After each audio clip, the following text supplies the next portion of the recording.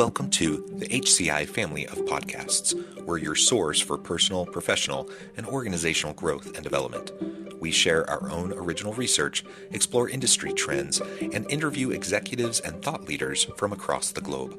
Join us for practitioner-oriented content around all things leadership, HR, talent management, organizational development, and change management. Maximize your personal and organizational potential with the HCI family of podcasts. Christopher Morrison, welcome to the conversation today. Thanks, John. Good to be here. It is a pleasure to be with you. You're joining us from San Francisco. I'm south of Salt Lake City in Utah. And today we're going to be talking about 4 core dimensions of team interaction: communicating, processing, deciding, and executing. I love talking about team dynamics. I think it's something we all experience, and in many cases, we all dread. I think back to university experiences and the dreaded team assignment. The I team think project. the team project. I think everyone has had that, Uh-huh. and maybe even the stress dream where you wake up with a cold sweat in the middle of the night and you have this team project. Even 20 years after you're done with college, and you still have those stress dreams. I don't Yeah, know if yeah, people sure. can relate to that, but I think that's a ubiquitous kind of like thing that most people don't love. Those types of team experiences, at least at college. I think once you get into the workplace, maybe, hopefully, you have more positive experiences. But the reality is, regardless of how you feel about team experiences, they're just deeply embedded into everything we do in the Yeah. workplace. Some jobs more than others, but the world we live in is a collaborative world. It's a team-based world, and we need to figure out how to do it effectively. We need to learn how to be good collaborative partners as we work together. And we need to learn how to break down silos within organizations so we can really create and innovate and bring value to the market. So we're going to unpack this and talk about this together as we go throughout this conversation today. As we get started, I wanted to share Christopher's bio with everybody. Christopher Morrison is the co-founder and CEO of Team Dynamics, a pioneering platform designed to enhance modern team collaboration through advanced personality assessments. Under Christopher's leadership, Team Dynamics has emerged as a key tool for optimizing team dynamics and improving workplace efficiency. Before founding Team Dynamics, Christopher served as the chief operating officer at Doma, a fintech startup that he helped grow from a small 5-person pre-product company to an industry leader with over 2,000 employees and 550 million in revenue. I could go on. There's a lot of really cool stuff, Christopher, about your background. You've accomplished a whole lot, but I'm going to pause there. Is there anything you would like to highlight by way of your background or personal context, or by way of your company, before we launch Yeah. on into the broader conversation?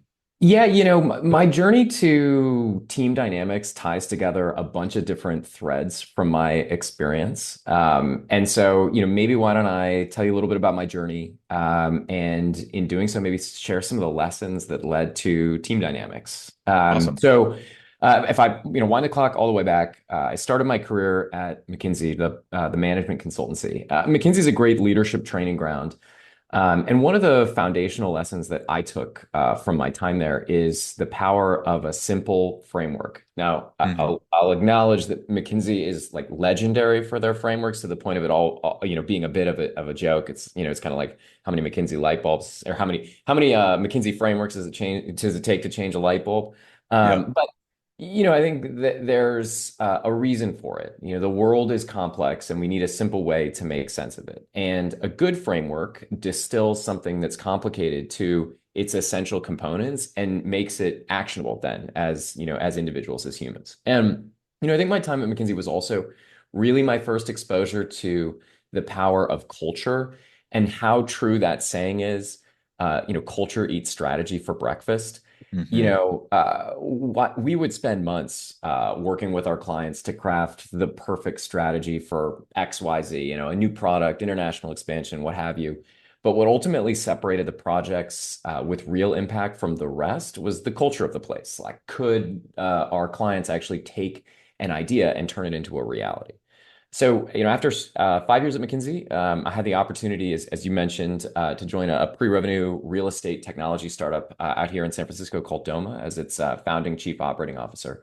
And as you mentioned, over the course of my 5 year run there, I took that organization from five of us squatting in an investor's office over the Sweet Green Salad Shop in San Francisco to a little over $500 million in revenue, 2,000 associates, and an IPO on the New York Stock Exchange. And leading, through that rapid growth really emphasized to me the truth of the saying, you can't manage what you can't measure. This is also a Mhm. bit of like business dogma, jargon, what have you.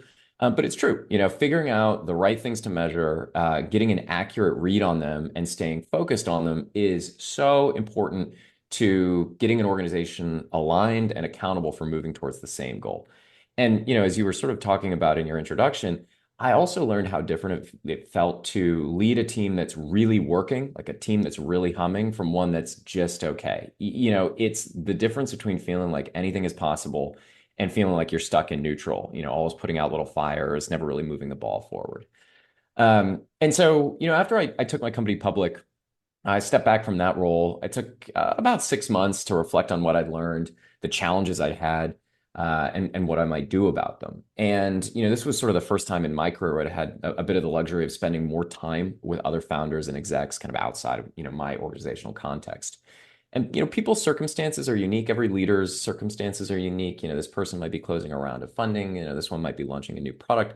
But on the short list of every single person, every single leader's biggest challenges and opportunities are their people. Who's on the team for sure, but just as importantly, how they're working. And I came to realize that one of the glaringly obvious holes or missing pieces in the leader's toolkit is a simple and robust framework to measure and therefore help the team manage their teamwork. Basically, applying the simplicity of a McKinsey framework to help leaders define and manage that fuzzy, but you know it when you see it thing, which is teamwork. And when I say teamwork, by the way, I don't mean the flow of tasks. There's tons of project management techniques, software tools for that, et cetera. But I mean the interactions within and between teams. And that's really what team dynamics is. It's an easy to use tool to assess and categorize your team's behaviors along the most important dimensions of teamwork, which you mentioned and we'll get into in more detail. Super simple. Everybody on a team takes a proprietary survey instrument. Our system analyzes their responses along with those of their teammates, and we deliver back to them a quantitative assessment of how their team is working, as well as how each individual relates to their team, and a set of recommendations to improve both. And leaders find this really helpful for a couple of reasons. The first is it takes something that can seem pretty squishy, quote unquote, how we work, and it makes it concrete. Each team falls into one of 16 team types, and that makes it a whole lot easier to describe, discuss, and ultimately improve how your team is working. The second thing that people, find really helpful is when you deploy team dynamics across an entire organization. So not just in one team, but across, many teams, it establishes basically a shared language that Mm. you can use as a really valuable shorthand when welcoming someone new to a team, working cross-functionally, or resolving inter-team conflicts. For example, if you know that the product marketing team is super organized in how they share information and approach projects, but maybe the engineering team is more ad hoc or agile in both, as a manager, that allows you to devise strategies up front to accommodate both teams' needs and ways of working, and then also better adjust if and when there's friction between these teams. And then the last thing, that people find really helpful about team dynamics is, as a tool for coaching and developing individuals. We don't just analyze a team's behaviors. We also analyze how each individual relates to those behaviors. Do they naturally fit with the way the team works? Are they in tension with certain dimensions of how the team is functioning? And knowing what those points of tension and alignment are helps leaders better coach their teams to improve individual performance and also to come up with strategies to manage stress and boost satisfaction when working with their teams. Yeah, well, all that's great. And you highlighted, I mean, a whole bunch of things, a whole bunch of issues that teams often are dealing with. But also, I think you highlighted the dynamic nature of teams within organizations, Yeah, that they're constantly changing. yeah, You very rarely, I mean, it does happen, but very rarely do you have the case where you have like one team of people where the same, four or five, whatever, yeah, 10 people are just constantly working together indefinitely, years on end Totally. together, and when that does happen, you have a chance for cohesion to really happen, and they can just like bond and work together and whatever. But Yeah, what usually happens is you have a constant readjustment, and you have collaborative teams, cross-functional teams, you have special project teams, you have like all these different things where people from different parts of the organization are constantly getting thrown together that's on exactly different right. teams, right? That's usually what's happening. Yeah, And so, and at any given point in time, one individual employee might be thrown onto like 4 or 5 different teams for different that's right. projects, right? And so you need to learn how to not just, I mean, it's almost too simplistic to say, I need to figure out how I can work with this one team at Yeah, work, right? yeah, I need to figure out how I can relate to and work with a lot of different teams at work. yeah. And that's why, having tools like this can be super, super helpful because it helps you to, like you said, have a common language. It helps you to unpack all these different aspects that sometimes I think we just kind of overlook. We don't really think about. We take for granted, perhaps. And what ends up happening in my experience is people will chalk up things that they do wrong, to good intentions. Yeah, But they'll chalk up to what other people do wrong as, they're jerks. It's nefarious.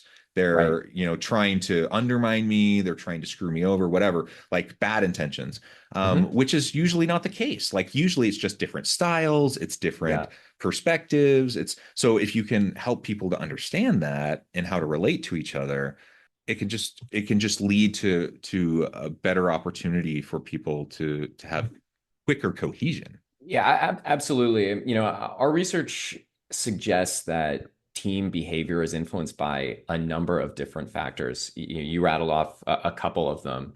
The manager of the team, who plays a role, but actually, maybe not as big a role as many people think. It does matter for setting the tone of the team. The makeup of the team matters, who's on it.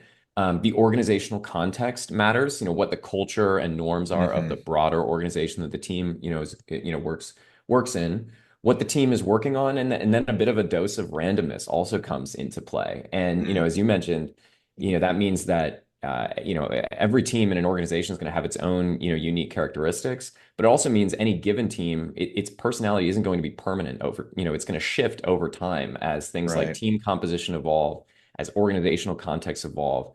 And team personality, has been proven by social scientists to be hugely impactful in both team performance and the job satisfaction of team members. Top performing leadership teams are 200% likelier to generate above average results. People are 5 times more productive when working in a high performing team, than when they're in an average one. The statistics go on and on. And having a toolkit to monitor changes over time, but also just to give each individual a bit of a cheat sheet or user guide or instruction manual for how a given team works goes such a long way towards accelerating the onboarding of that team member, getting them up to speed on what it takes to sort of slot in and collaborate effectively with the team. But it can also, just by labeling the various dimensions of a team, take a lot of the heat out of some of the, points of friction, tension, or conflict, that can emerge, when you're working in a team. And so I think, at its best, when you use a tool like Team Dynamics, what you're doing is you're equipping everybody with the ability to understand, label, and action sort of the different ways of working, that their team has. And I think that goes a long way towards, improving performance, productivity, satisfaction, and ultimately, how rewarding working in a given team can be. Yeah, yeah. And the rewarding piece, I love that you focus on because it doesn't need to be something that we dread. No, Like those college team projects, no. that often people did dread. It can really be rewarding. It can be fulfilling. It can be something that you look forward to. It can be invigorating and engaging. I mean, it could be something that you really get excited about when it's done well. Yeah. It could be the best part of your workday, your work week. Yeah, yeah. I mean, look, I think we can all think back to and point to, moments in our careers when, we were on an outstanding team, and not only did it feel like we could get anything done, but also made the day-to-day experience of, getting up and coming to work, that much better. And I think, the more we can offer leaders, managers, as well as individuals on teams, the tools they need to create that environment, I think the more successful organizations will be. Yeah. Awesome. Well, let's dive in and talk. We've already kind of started to cover it, but let's talk more explicitly about these four core Yeah, dimensions: yeah, I'd love to. communicating, processing, Yeah, deciding, and executing. So yeah, your tool helps with that, right? yeah, But yeah. let's dive in. Like, Yeah, how what does are your tool they? help? Yeah, what are they? How does your tool help with that? So let's Yeah. start with communicating. Yeah, yeah. So when when we started exploring the idea of what would ultimately become team dynamics, we began with a meta study on the social science that's been done over the last 50 years or so on the topic of teamwork. And one of the foundational insights of that research is that teams have behavioral patterns that can't be explained just by aggregating or analyzing the traits of their team members. It sounds like a mouthful, but basically what it means is teams have personalities that are different from the personalities of the people on the teams. And as I mentioned, team personality is hugely impactful for determining team performance and the job satisfaction of team members. So, after we did that research, we set out to define the elements of a team's personality. And while every team, of course, has its own somewhat unique characteristics, we identified four main dimensions of team interactions, with teams showing one of two opposing behaviors along each dimension. And by the way, for anyone listening or watching, who wants a sneak preview of your team dynamics that will cost you absolutely nothing. As I go through, sort of describing each of these dimensions, I want you to ask yourself two questions. The first is, which of these behaviors sounds more like my team? That'll give you a bit of a sneak preview of your team dynamics. And then as an individual, which way of working feels more natural to me, which might be the same as your team's behaviors, or you might discover that you're in tension with some of how your team's ways of working, and knowing that can be super, super helpful. So just keep those two questions in mind as we go through the four core dimensions of team dynamics. So the first dimension is communicating. This is how teams share information, and teams are either ordered or informal. An ordered team has defined processes and forums for sharing information. So think about internal documentation like wikis, recurring meetings with defined agendas, Slack or Microsoft Team channels that are organized by topic, et cetera, et cetera. In contrast, an informal team surfaces and shares information much more organically. So think about this as Mhm. one-off conversations, phone calls, water cooler chats, lightweight, maybe non-existent meeting agendas, and information and expertise that's much more likely to live in people's heads versus in written formalized documentation. The second dimension is processing. And this is how teams turn raw information into actionable insights. And teams are either logical or relational. A logical team is one that relies on tons of data and rigorous analysis when interpreting information. The argument that carries the day on a logical team tends to be the one that's most rigorously researched and supported by facts. And there's a general skepticism of intuition or gut feel. But on the other end of the spectrum, a relational team is one that relies on specific trusted individuals to tell the team what's going on and what matters when they're looking at information. So these are teams that have a habit of socializing analysis ahead of decision points. So they'll run that analysis by key people for their input and buy-in. And there's a lot of emphasis on a relational team on the value of expertise, organizational context, and relationship capital. On a relational team, it's better to have the team's respect than it is to necessarily always be quote unquote right.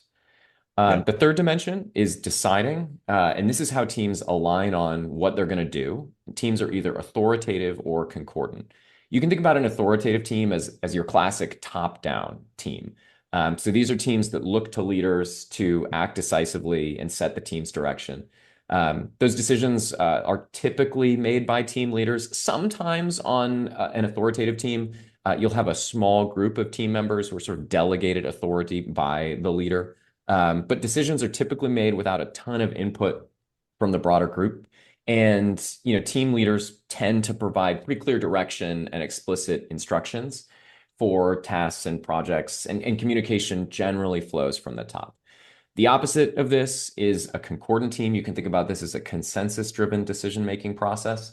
These are teams which collect input from everyone on the team before making a decision. They consider a bunch of different viewpoints. Deliberation is the name of the game on a concordant team. Transparency about a decision-making process is key to getting buy-in and getting things done. And then the last dimension of team dynamics is executing. And this is how teams plan and work toward their goals. And teams along this dimension are either deliberate or spontaneous. So a deliberate team, that's one that creates really detailed implementation plans that they then closely follow, diligently maintain. When something unexpected happens to a deliberate team, their first instinct is to go back to that original project plan and figure out, hey, why didn't we anticipate this? But on the other hand, a spontaneous team is one that's really responsive to new information.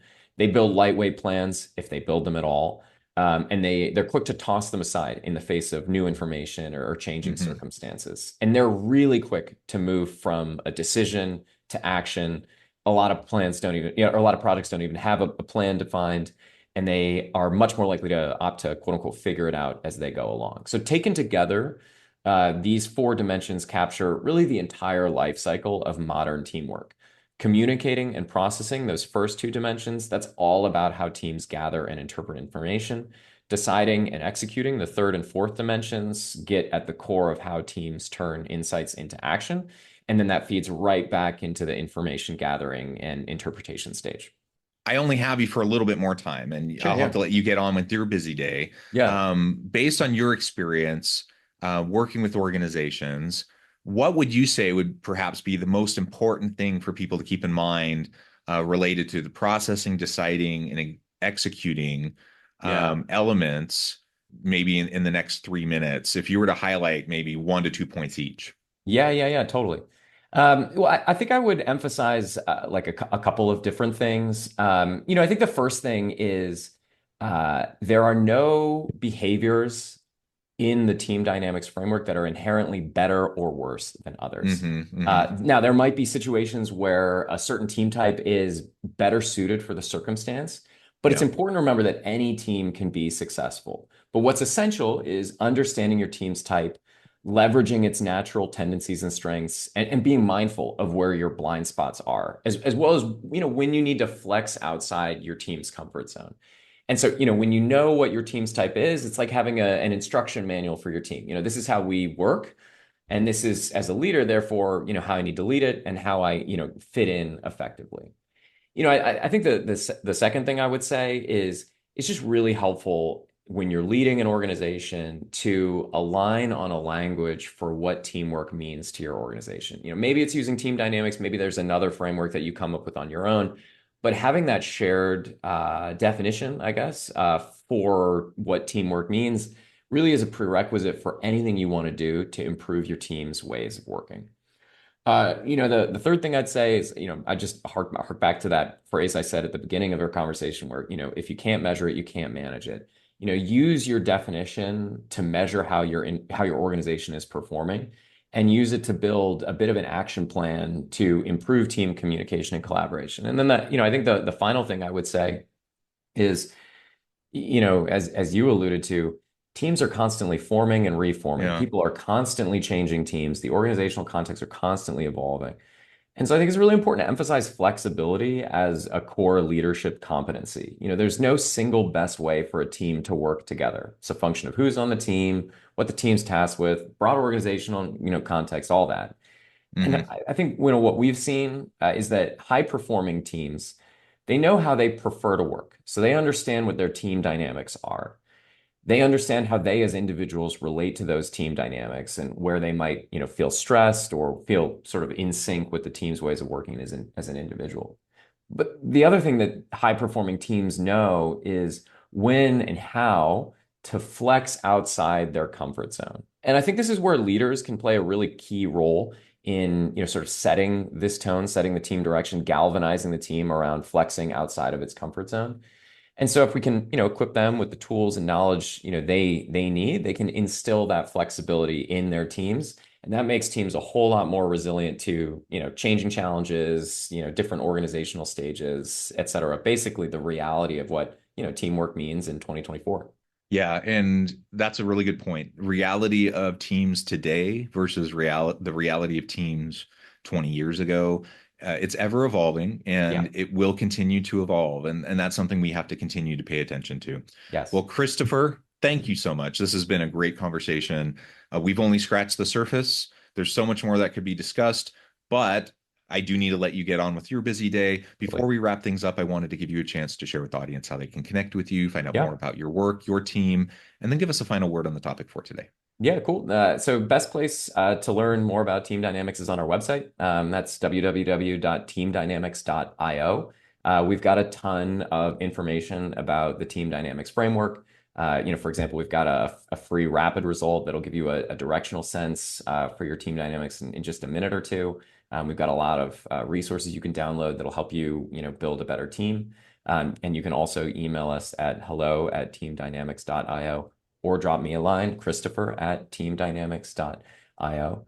And I would just say, take advantage of, this opportunity to bring some structure, bring some clarity, and have a conversation with your team about your team's ways of working.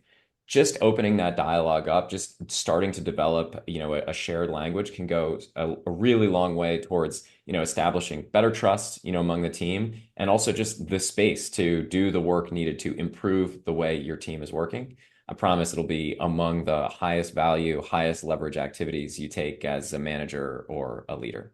Thank you so much, Christopher. It's just been a real pleasure. I encourage the audience to reach out, to get connected, find out more about what Christopher and his team can do for you. And as always, I hope everyone can stay healthy and safe, that you can find meaning and purpose at work each and every day. And I hope you all have a great week.